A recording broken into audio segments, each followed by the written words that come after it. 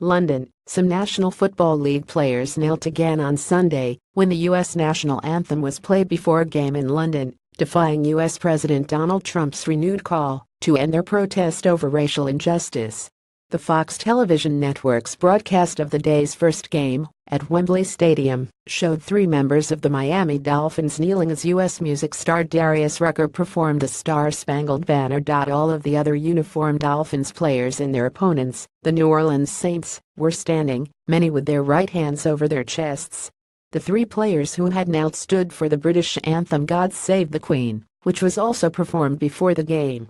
On the eve of Sunday's 14 NFL games, Trump on Saturday renewed his sharp criticism of players who have refused to stand during the pre-game ceremony. Very important that NFL players stand tomorrow, and always, for the playing of our national anthem, Trump posted on Twitter.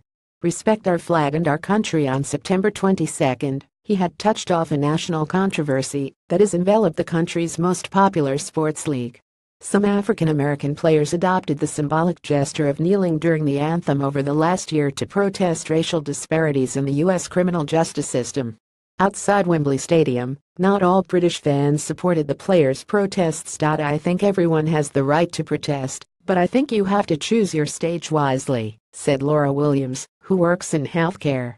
I think you risk upsetting more people than it's worth. However, Mark Dodson, an engineer, said the protests were absolutely a global initiative and a sign of solidarity between different races, different backgrounds, different everything basically, which is great to see. On Tuesday, Trump called on the NFL to ban players from kneeling in protest at games while the national anthem is played. The NFL has all sorts of rules and regulations, he wrote.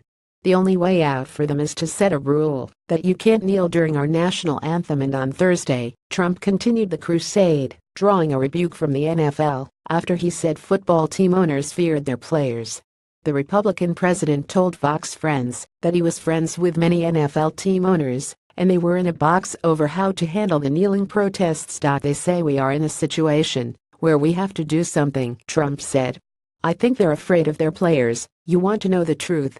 And I think it's disgraceful. He did not elaborate. The NFL rejected the president's remarks as not factual. Trump also called for fans to boycott NFL games. A week ago, coaches, support staff and even some owners joined team members in silent support by kneeling, linking arms or staying off the field during the anthem. The players' protests began last year when Colin Kaepernick, a San Francisco 49ers quarterback, protested police treatment of African Americans by not standing during the anthem. The protests culminated a week ago when scores of players, following calls by the president to fire protesting athletes, sat or knelt as the anthem was played.